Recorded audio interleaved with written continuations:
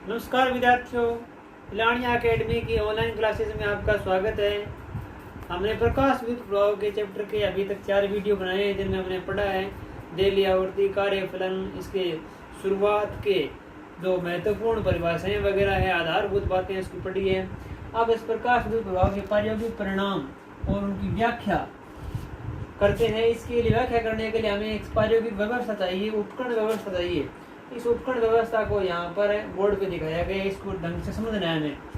अब देखिए इस उपकरण व्यवस्था में क्या है, एक निर्वात नलिका है जिसमें निर्वात है अर्थात वायु नहीं भरी हुई है, इसमें वायु सही बाहर निकाल दी जाती है इससे। और इस निर्वात नलिका में एक होता है कैथोड। कैथोड को इलेक्ट्रॉन उत्सर्जक प्लेट भी बोलते हैं। क्या बोलते हैं? इलेक्ट्रॉन उत्सर्जक प्लेट। और ये है एनोड, इसको इलेक्ट्रॉनिक संग्राहक प्लेट भी बोलते हैं। ठीक है। और अब इसमें प्रकाश विद्युत धारा के मापन के लिए जो भी प्रकाश विद्युत धारा बहेगी, जो जैसा कि हम जानते हैं कि प्रकाश के गिरने से इस जो कैथोड है इससे इलेक्ट्रॉनों को उत्सर्जन होता है और इलेक्ट्रॉन उत्सर्जन होने से प्रकाश विद्युत धारा बहेगी। अब ये प्रकाश विद्युत धारा बहेगी तो इसको मापने के लिए हमें एक माइक्रोमीटर की आवश्यकता पड़ेगी। किसकी आवश्यकता पड़ेगी? माइक्रोमीटर की। और माइक्रोमीटर या एमीटर कोई सा भी हो वह हमेशा श्रेणी क्रम में जुड़ता है परिपथ में, तो ये श्रेणी क्रम में है। और हमें कैथोड और एनोड के बीच में अगर वोल्टेज मापनी है तो वोल्टेज को मापने के लिए हमें क्या चाहिए? वोल्टमीटर चाहिए। तो वोल्टमीटर हमेशा परिपथ में समांतर क्रम में जुड़ता है। कौन से क्रम में? समांतर क्रम में। ये दो इंपॉर्टेंट बातें हैं। वोल्टमीटर हमेशा समांतर क्रम में और जो एमीटर है वो हमेशा कौन से क्रम में? श्रेणी क्रम में जुड़ता है। अब देखिए यहाँ पर एक अलग परिपथ और दिखाया गया यहाँ पर, जिसमें एक विभवाजक है, बैटरी है और कुंजिके है। और इसके बीच में है दिक् परिवर्तक। देखिए दिक् परिवर्तक क्या है? दिक् परिवर्तक है कैथोड और एनोड की जो वोल्टेज है अर्थात जो ऋण वोल्टेज या धन वोल्टेज उसको चेंज करने का लिए काम में आता है ये दिक् परिवर्तक। अर्थात यहाँ से इसका कनेक्शन इसका यहाँ से यहाँ कर दें और इसका यहाँ से यहाँ कर दें, तो अर्थात ये जो कनेक्शन है वो उल्टे हो जाएंगे। अर्थात ऋण था वो हो जाएगा धन और धन था वो हो जाएगा ऋण। तो दिक् परिवर्तक का कार्य है जो विभव की है वो दिशा चेंज कर देता है ये। और विभव विभाजक क्या है? विभव विभाजक है कैथोड और एनोड के मध्य हमें इच्छित विभवांतर, जितना विभवांतर चाहिए उसको चेंज कर सकते हैं इस रोटेटरी पिन की सहायता से। ये रोटेट हो सकती है ये पिन, इससे सहायता से विभव को कम या ज़्यादा कर सकते हैं। और ये बैटरी है जो इस पूरे सर्किट में पावर सप्लाई का कार्य करेगी। और ये कुंजिके है, इस सहायता से हम इस पूरे परिपथ को ऑन या ऑफ कर सकते हैं। अब देखिए यहाँ पर हमें दिखाई दे रहा है कि ये एक जो खिड़की है प्रकाश की खिड़की बोलते हैं। यहाँ से प्रकाश विकिरण इस कैथोड सी पर डाल जाती है। कैथोड सी की भी शेप एक स्पेशल होती है जिसमें इसकी शेप इस प्रकार से है कि इसमें जितना भी प्रकाश पड़ेगा वो पूरा इसके अंदर पूरा समाहित हो जाएगा। अब देखिए प्रकाश विकिरण जैसे ही इस कैथोड सी पर पड़ेगी और यदि प्रकाश विकिरण की आवृत्ति एक विशिष्ट आवृत्ति जिसको हम बोलते हैं देली आवृत्ति उससे अगर अधिक है या उसके बराबर है तो इस कैथोड सी से फोटो इलेक्ट्रॉनों का उत्सर्जन प्रारंभ हो जाता है। जो दिखाई दे रहा है हमें फोटो इलेक्ट्रॉन क्या हो जाता है? उत्सर्जन प्रारंभ हो जाता है। और फोटो इलेक्ट्रॉन को उत्सर्जन प्रारंभ होने से ये इलेक्ट्रॉन अपनी गतिज ऊर्जा के कारण, इसकी गतिज ऊर्जा इन इलेक्ट्रॉनों के खुद के पास में क्या होती है? गतिज ऊर्जा होती है। इस गतिज ऊर्जा के कारण ये इलेक्ट्रॉन किसकी तरफ बढ़ेंगे? एनोड की तरफ बढ़ेंगे। किसकी तरफ बढ़ेंगे? एनोड की तरफ। और जैसे ही यहाँ से उत्सर्जित हुआ इलेक्ट्रॉन एनोड पर पहुंचेगा उसी समय परिपथ क्या हो जाएगा? पूर्ण हो जाएगा। और परिपथ पूर्ण होने से इस परिपथ में क्या बनने लग जाएगी? प्रकाश विद्युत धारा।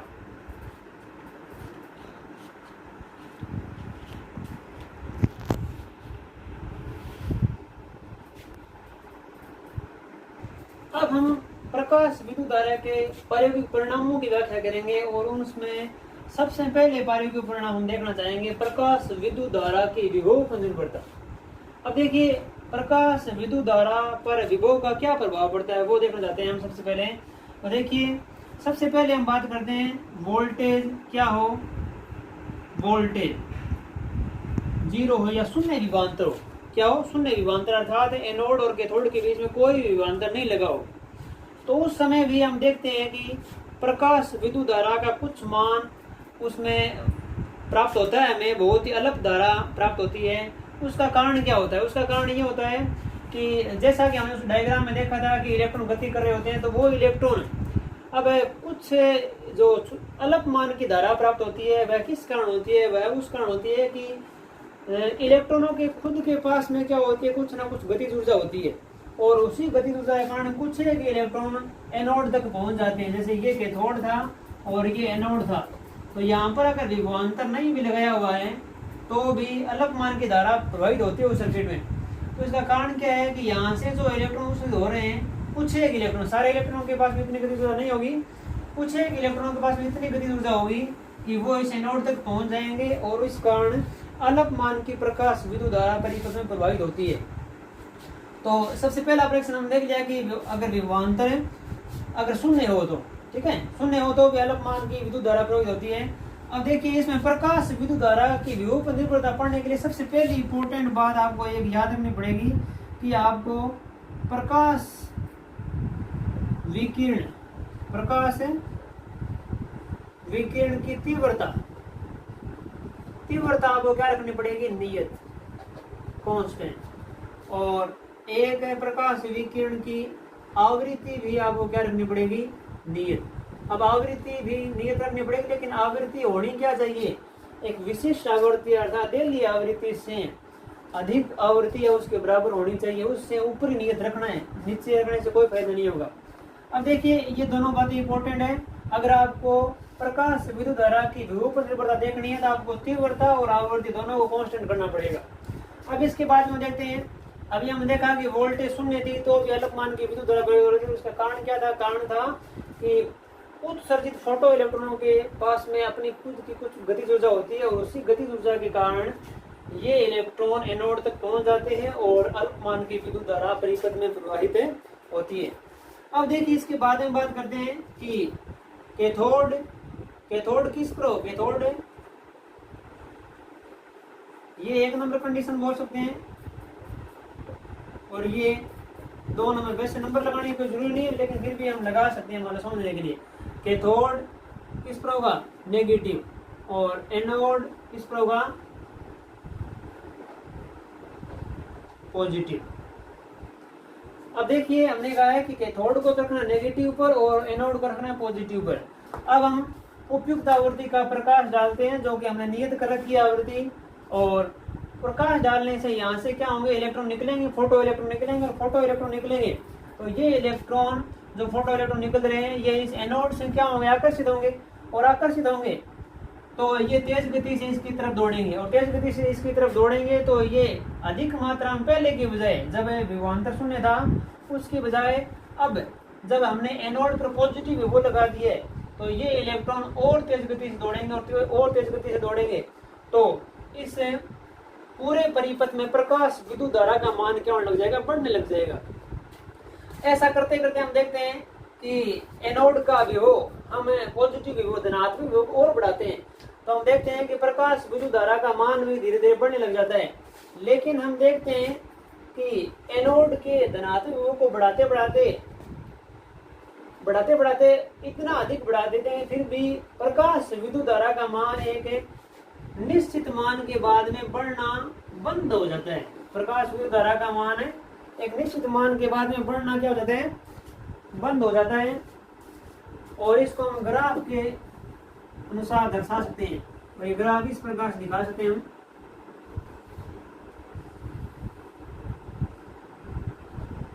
ये है प्रकाश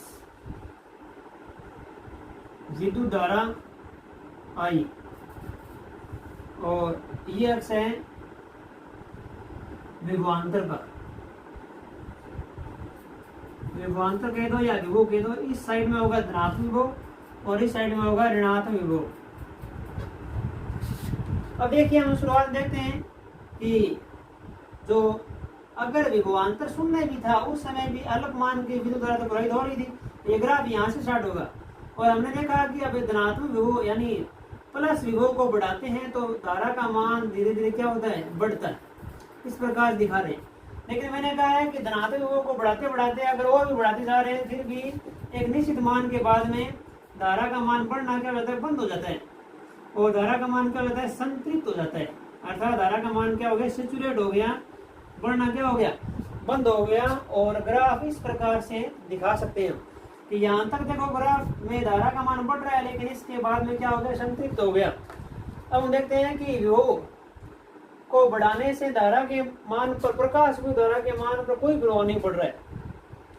तो इसका मान क्या हो गया, इसका अर्थ ये है कि यहाँ से जितने भी इलेक्ट्रॉन निकल रहे थे, हमने देखो तीव्रता को पहले कांस्टेंट कर रखा है, तो यहाँ से जितने भी इलेक्ट्रॉन निकल रहे थे इस कैथोड से, वो सारे के सारे इलेक्ट्रॉन यहाँ पर पहुंच गए। सारे के सारे इलेक्ट्रॉन कहाँ पर पहुंच गए, यहाँ पर पहुंच गए और यहाँ पर पहुंच गए।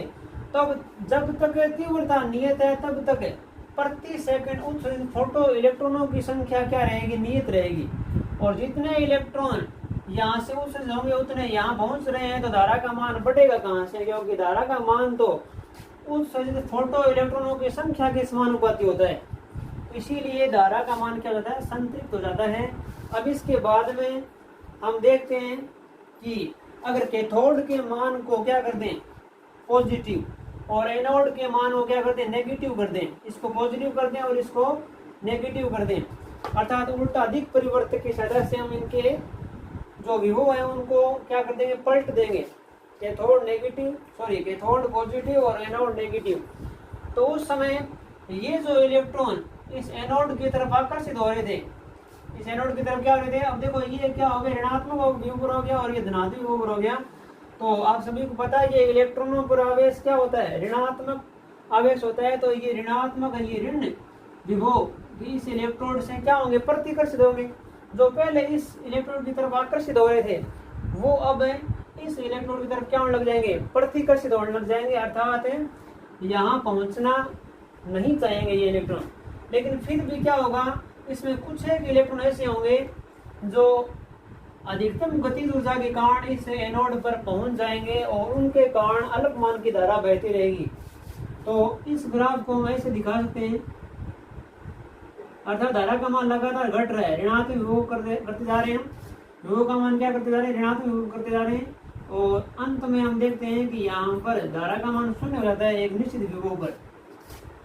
और जिस निश्चित विभव पर धारा का मान शून्य हो जाता है उसको निरोधी विभव बोलते हैं, जो कि परीक्षा की दृष्टि से बहुत ही इंपॉर्टेंट है। अब देखिए निरोधी विभव होता क्या है, देखिए कैथोड के सापेक्ष एनोड का वह ऋणात्मक विभव, कैथोड के सापेक्ष एनोड का वह ऋणात्मक विभव जिस पर प्रकाश विद्युत धारा का मान शून्य हो जाता है, निरोधी विभव या अंतक विभव कहलाता है। इस निरोधी विभव को हम लिखते हैं V0 या V0 से लिखते हैं। अब देखिए होता है क्या निरोधी विभव, समझिए। यहाँ से हम ये कह रहे हैं कि जितने भी फोटो इलेक्ट्रॉन उत्सर्जित हो रहे हैं और उत्सर्जित हो रहे हैं, तो जो उत्सर्जित इलेक्ट्रॉन यहाँ पर पहुँचना चाहते हैं, मैंने कहा ये ऋण विभव पर है, तो इसमें इन इलेक्ट्रॉनों में से कोई 8-10 या बहुत ही कम परसेंटेज कह सकते हैं, बहुत ही कम परसेंटेज के इलेक्ट्रॉन इस एनोड पर पहुंचेंगे और एनोड पर पहुंचेंगे, धारा का मान भी क्या होगा, कम इलेक्ट्रॉन पहुंचेंगे तो धारा का मान भी कम होगा। लेकिन हम ऋण विभव का मान बढ़ाते जा रहे हैं, इसका विभव का मान, ऋण विभव का मान बढ़ाते जा रहे हैं, तो उसके अनुसार जो इलेक्ट्रॉन, जो कम परसेंटेज के इलेक्ट्रॉन थे वो यहाँ पर पहुंच रहे थे, वो भी अब पहुंचना क्या कर देंगे, बंद कर देंगे। अर्थात सारे के सारे इलेक्ट्रॉन क्या हो जाएंगे, प्रतिकर्षित हो जाएंगे। अर्थात यहाँ पर इलेक्ट्रॉन एक भी नहीं पहुंचेगा, शून्य इलेक्ट्रॉन पहुंचेंगे, अर्थात कोई इलेक्ट्रॉन नहीं आएगा। और यहाँ पर कोई इलेक्ट्रॉन आएगा ही नहीं, तो धारा कहाँ से बहेगी, और धारा क्या हो जाएगा, धारा का प्रवाह बंद हो जाएगा, अर्थात प्रकाश विद्युत धारा का मान शून्य हो जाएगा। और प्रकाश विद्युत धारा का मान जहाँ पर शून्य हो जाता है, अर्थात अधिकतम गतिज ऊर्जा वाले सारे इलेक्ट्रॉन क्या हो जाएंगे, रुक जाएंगे। तो उस समय प्रकाश विद्युत धारा शून्य हो जाएगी और वही कंडीशन क्या कहलाएगी, निरोधी विभव की अवस्था कहलाएगी। तो निरोधी विभव की अवस्था बहुत इंपॉर्टेंट है।